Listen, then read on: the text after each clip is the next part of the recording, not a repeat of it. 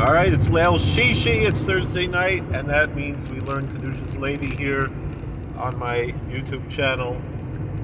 I'm really quite behind in my learning, but I usually say a shir Thursday night that we weren't able to work out to do the shir, so that works out okay.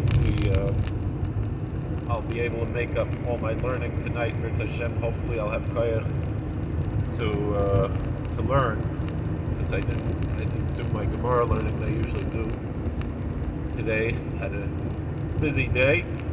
Thankfully, I always like a busy day. It makes me feel like I'm accomplishing something at work.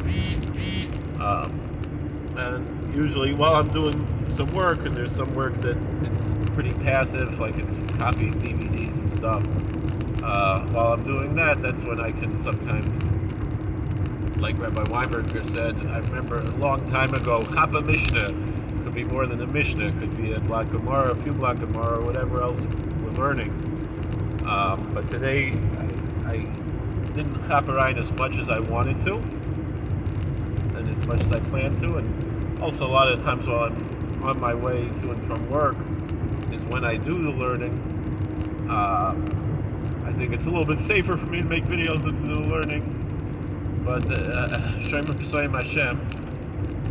So anyway, but nonetheless, it's in my line of vision, so I'm able to do both. But in any event, like right now, my eyes are firmly on the road. But anyway, this shtickle Kedushas Levi that we are going to learn tonight is one that I remember I mentioned Rabbi Weinberger. I remember this very fondly as a bacher. This must be close to 20 years ago, maybe more than 20 years ago, actually.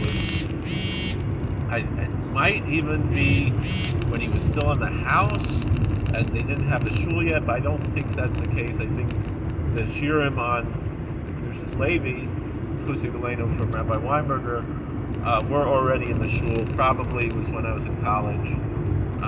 But I was in college 20 years ago. It's hard to believe. You know, I was already well back from Eretz Yisrael and in college. So anyway, with all that being said, this particular shtickle Kedushas Levi is one of my favorite. I've taught it here before, but I noticed that in a certain way, the newer videos get more attention sometimes, and so that's why it's worthwhile for me to teach it again. And of course, every year that we learn the same Divrei Torah, we have new insights that we didn't have before. But this one will be not like how when I teach the Maharal, I've never seen it before. Usually, almost I don't think I've ever any of the Maharal. Those are all cold calls. You know, those are all just I open it up and I might get it wrong, and this one I might still get wrong, even though I've learned it dozens and dozens of times. But still, this is an old friend, this particular shtickle Kedushas Levi. And by the way, for those of you who would like to listen to the Shirim, they're all for free on YU Torah. I mean, I remember when I was a kid, you had to buy cassette tapes, and the cassette tapes were expensive. It was like $7 for a cassette tape, and you know, for a kid in school, that's a lot of money. And then they had the CDs, and you know now, and then they had the downloads that you had to pay for, and then they made the deal with Yeshiva University. So now, Baruch Hashem, and the thing is, we college so much for those tapes, right? Back in the day, and I'll be honest, how much now that it's all at our fingertips for free, how much do we listen to it? I'll admit I don't, but you can, and that maybe I should. But I have good memories, and some of those shiurim, especially from the old days, I might have been in the audience there as a bacher, or maybe even as a German. I don't remember really ever going to a shiur there as a German. But certainly as a bacher, I was there quite often, and that's where really I cut my teeth, so to speak, on Chassidus, and especially grew to fall in love with Morena of Levi Yitzchak Mesor Sashim and Reditchim Zchusi Galeno Bolsomein. And so I strongly recommend to listen to those shiurim. There's thousands and thousands of shiurim on YU Torah, It's really an incredible website, and I'm not a YU boy. I learned in Landers. I learned in the competition, but nonetheless, it's very, very worthwhile. Incredible stuff there. So now I made enough of Hakdama. Let's start learning. The Teyod Chala Shemayim v'Hichoshech al Eretz Mitzrayim v'Yomesh Choshech v'Yek Moshe l'Chol b'nei Yisrael haya or b'Moshe v'Yisrael. So God told Moses in the book of Exodus chapter 10, stretch out thy hand upon the heavens, and there should be darkness upon the land of Egypt.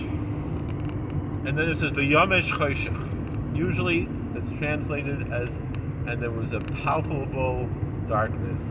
It was like a physical darkness.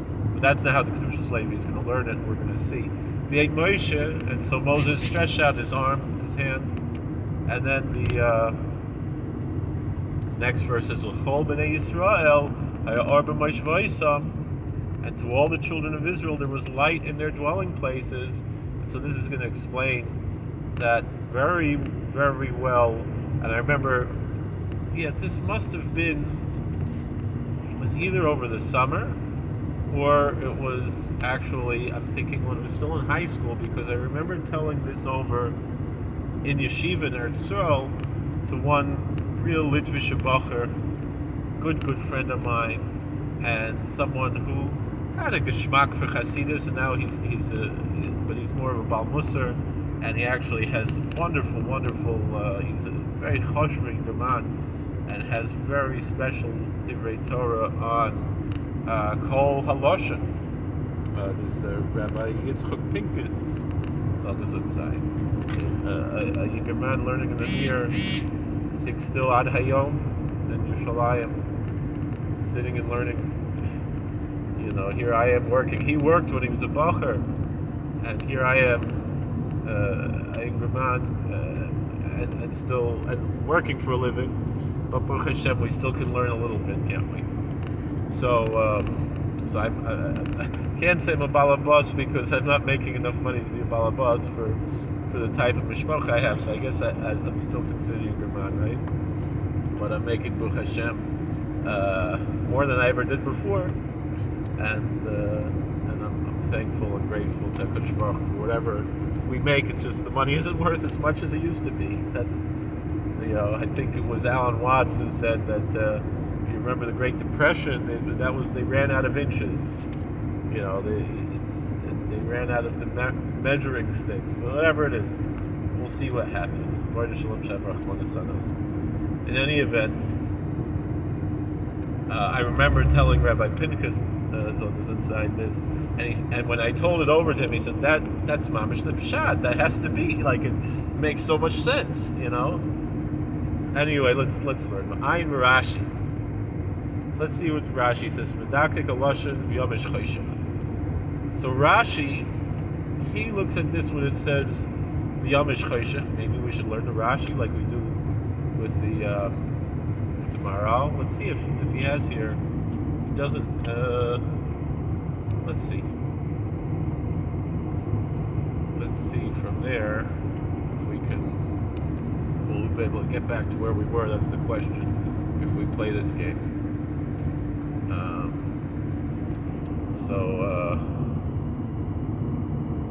All right, come on. Commentary. Let's just get Rashi. Come on.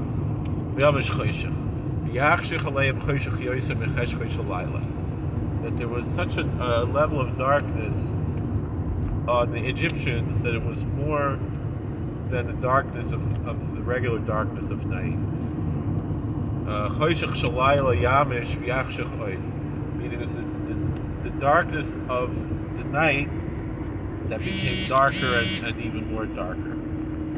All right. Let's see, does he have anything else? V'yamesh kamoi v'yamesh. And v'yamesh means like v'yamesh. Let's see what how there's English here. It means also that the darkness became. Emesh means darkness, so that's and that the v'yesh lanu tevis harbe chseres aleph. There's many words where Aleph can be removed from a word. Why is this guy on my back? It's 40 miles per hour here. It's a little bit slippery. You gotta see there's some water on the ground. He's gotta slow down a bit. Anyway, Lefishenavar is Aleph Nika Kolkach, because the pronunciation of the Aleph is not so easy to recognize. Ein Kosef Makbid Aleph Chisreina. So Scripture is not so careful on the missing Aleph. That's what it says. Kugoin v'layahel Shamaravi. An example of this is in Isaiah. It says there will not be there any Arab tent. Kamoy layahel means liata always means that he won't pitch his tent. And that was Isaiah 13, and this is 2 Samuel 22. And he girded up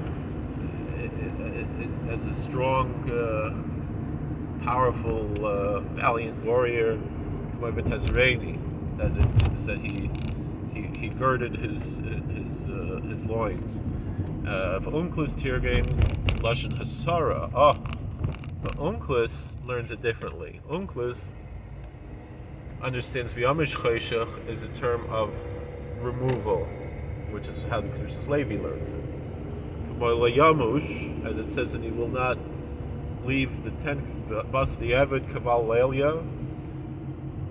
Basar di'edei kavel leilya, that after it's removed, that receiving of night. Well, at least I know this isn't a cop, because he followed me over state lines. It's not an FBI agent. So let me just let him pass me if he's gonna. That's how he's gonna play. All right. Sheyagia samuch l'orayim, that meaning when it comes close to the light of the day. But he's saying that it's not. This word is not established on this letter Vav of Yamesh. Lefishu kosav acher v'yichoshech, because you have another scripture that says, "And let there be darkness." Mia poiser lashem mamashish b'tzarayim. Mem Aleph, I think that's Menachem, Aruch, not sure. He explains it.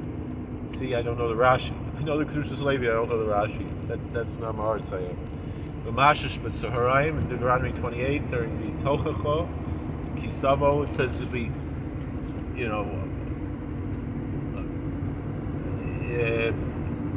touching around in the daytime like a blind person. That he's going to be feeling around this because he can't see. Shahaya kafel mechupol va'av ad shahaya b'mamish. And it was. So that's what this b'mashesh really means, that it became so dark that the darkness actually was something that had some physicality to it. It wasn't just a lack of light, but it was an actual darkness that could be felt. However, Kedushas Levi is not going to learn it like this. Midrash Haggadah. Mem Aleph is Midrash Haggadah. Alright, sorry about that.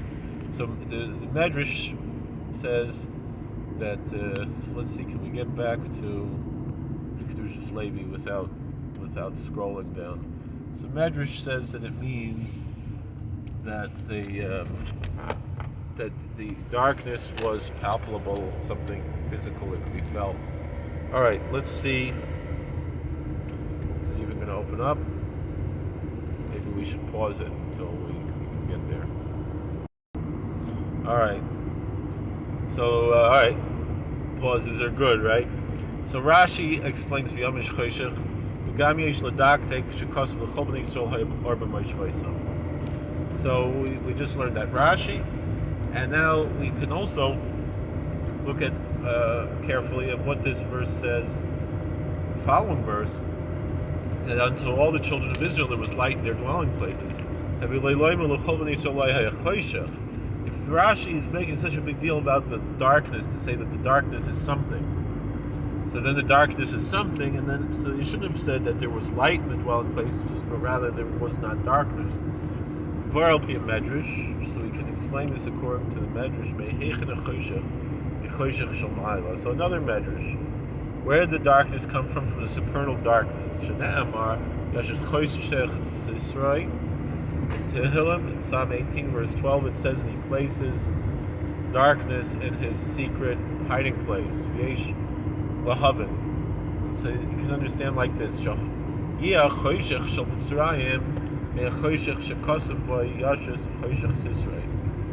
It should be that the darkness of Egypt comes from that darkness that God sets from his hiding place in Psalm 18.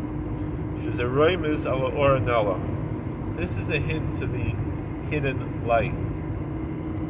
Near Lahavin. So it seems like you can explain like this. Al-Pia Gemara, like the very famous Gemara about Reb Shimon Yochai. I think it says this about other Tanaim as well. Nasan by Einav by Nasa Gal Shalat Samais.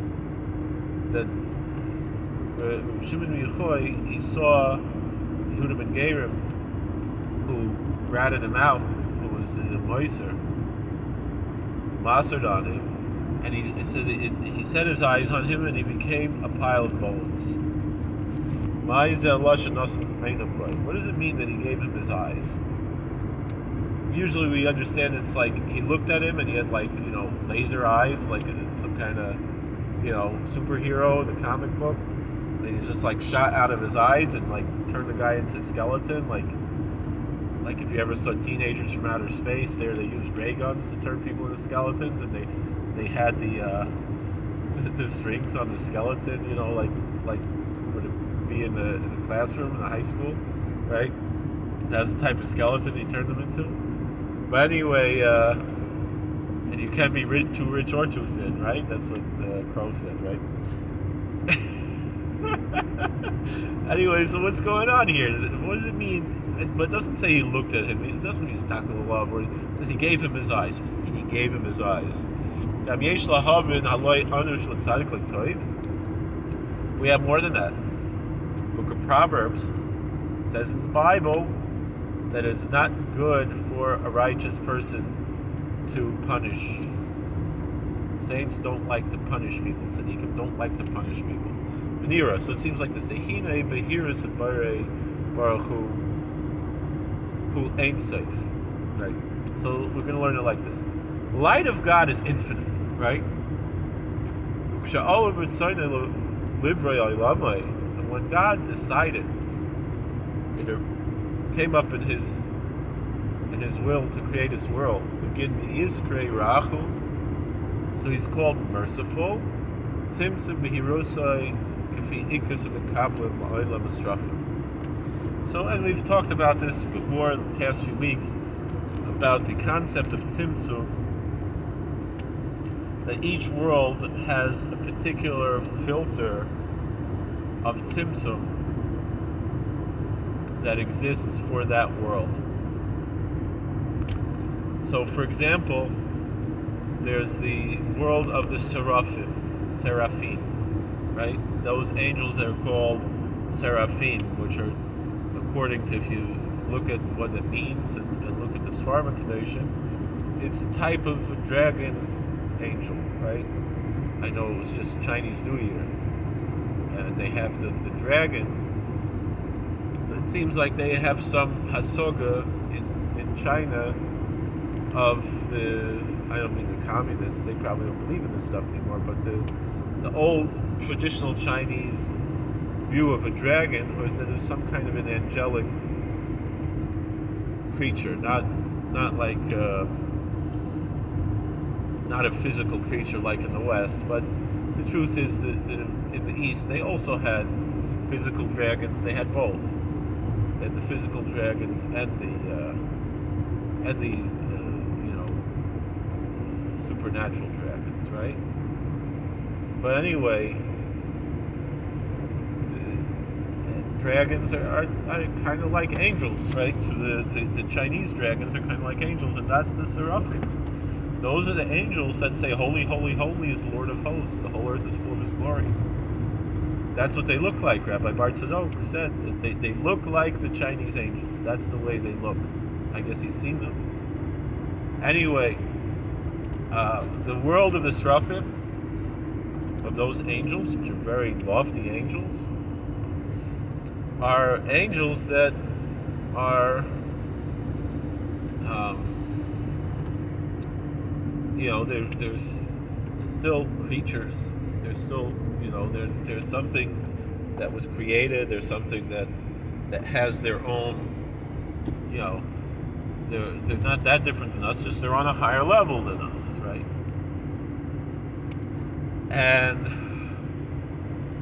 But still, they cannot bear the fullness of God's infinite light because they are limited, created beings. So, kafi b'chinasam.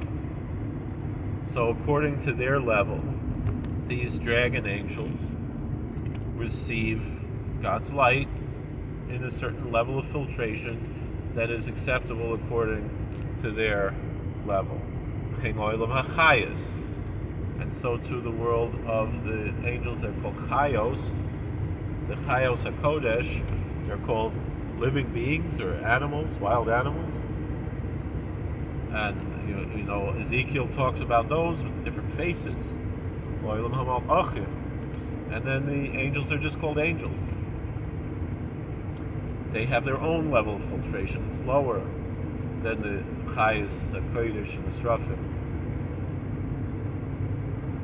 And so too, and all of these things, they appear in our liturgy, very, very strongly, So we shouldn't discount angels and so forth because they figure very prominently in our daily liturgy. It's a very strong part of Judaism. And so similarly to all the worlds, the higher worlds, the thing about those higher worlds is they're constantly on one level. They're not growing. They're not changing. They're pretty much static. Kvi'ikus kabbalasam, according to the measure, the quality of their capability of receiving the Yom Hibarim. However God created them, they were created.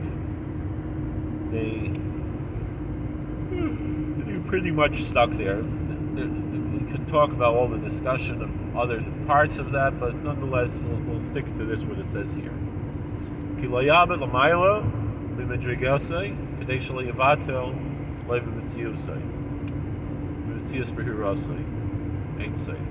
And they don't look higher than their level, because if they looked above who they are, they would lose their existence. They would just get canceled out. They couldn't exist anymore. They would just be like vaporized by the light of God, and so they need the filtration in order to survive. Or else, if they were just exposed to God's infinite light, they wouldn't be able to exist. But also, they don't look under their level. They're looking just straight ahead. Full speed ahead. Kadosh, Kadosh, Kadosh. Holy, holy, holy is Lord of hosts. The whole earth is full of His glory. They do what they got to do. Praising God. And that's their job. This is what's hinted to in the verse that we know, Isaiah 6, verse 2.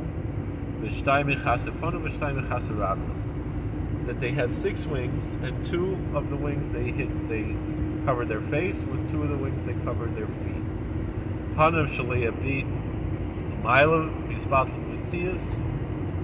So one is they shouldn't look above their spiritual level, so they don't get destroyed, vaporized. And also they cover their feet, so they don't look under their level. Obviously, these are all archetypes and understanding some levels, like the Rambam says, that it's levels of wisdom and understanding, and of course, different Mekabalim have different views of what that means as well. Aval Yisrael am Kedushas Al Yedei Torah Mitzvos Oisim Levushim. The Jewish people are different.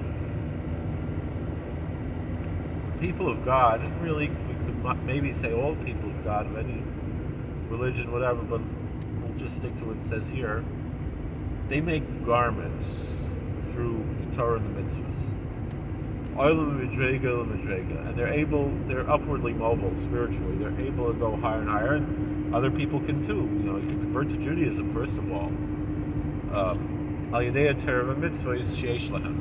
Through their Torah and mitzvahs, they're not static.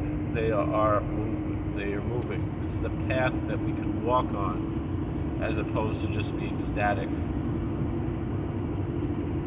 So let's go to the next one.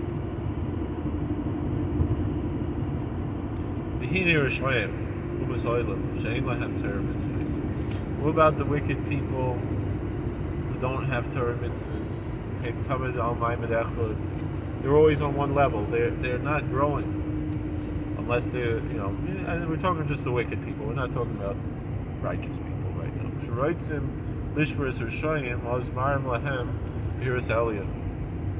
If you want to destroy, you want to break the wicked, just show them a little bit of that light, and they'll just vaporize.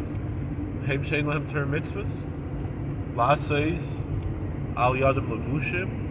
they don't have Torah mitzvahs to make garments, to go from one level to another, that's their downfall. It's not just from the nations of the world. Rabbi Shimon gave his eyes to a wicked Jew. And that's really what it comes out. There's no racism here. And not even religiousism. It's really talking about righteous people, wicked people. But in any event, we want to defeat the wicked people. Just show them that light. They'll be blinded by the light. It'll be like a deer in the headlights. Let's hope we don't hit any deer.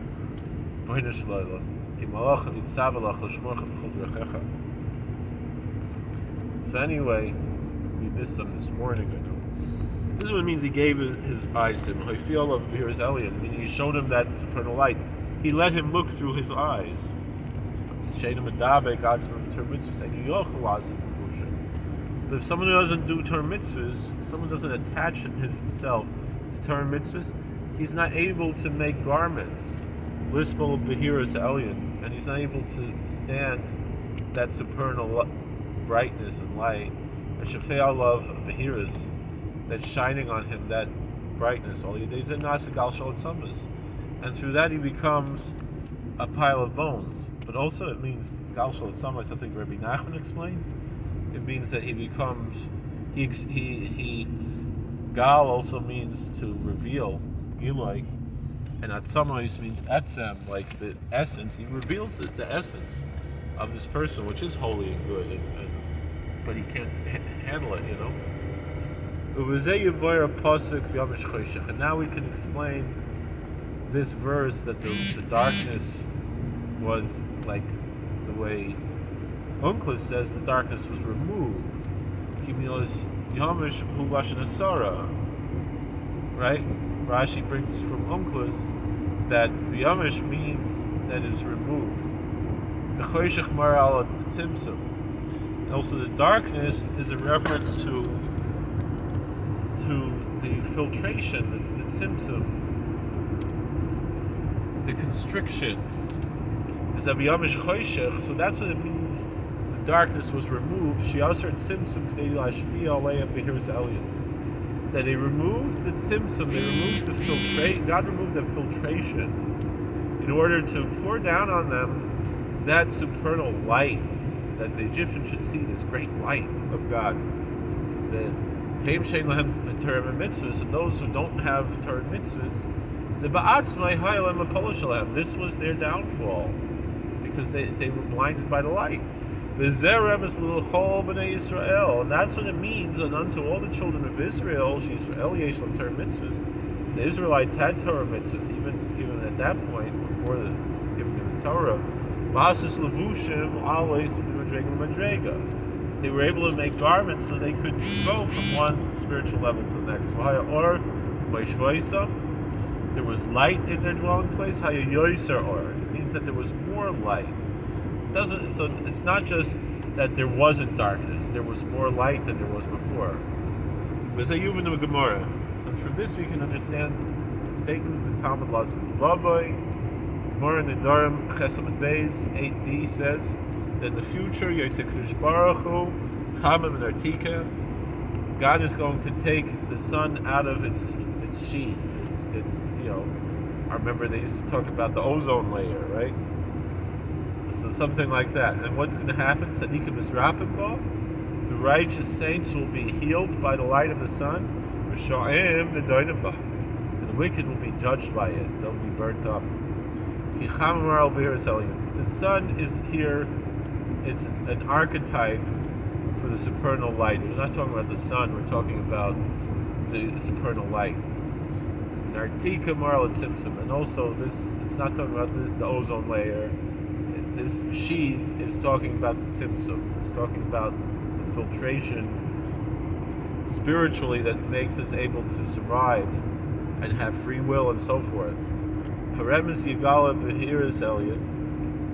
So the hint is that it's revealing the supernal illumination, Yasser Tzimtzum. It's going to remove this filtration, Ba'az Tzadikim, and then the Tzadikim will be healed by it, and the wicked will be judged by it, and we understand this. Thank you for watching. God bless. Please like, share, and subscribe, comment. I think that's the whole thing. Gone on for over a half hour. So, yeah. So thank you for watching. God bless. Please like, share, and subscribe, comment. See you all later.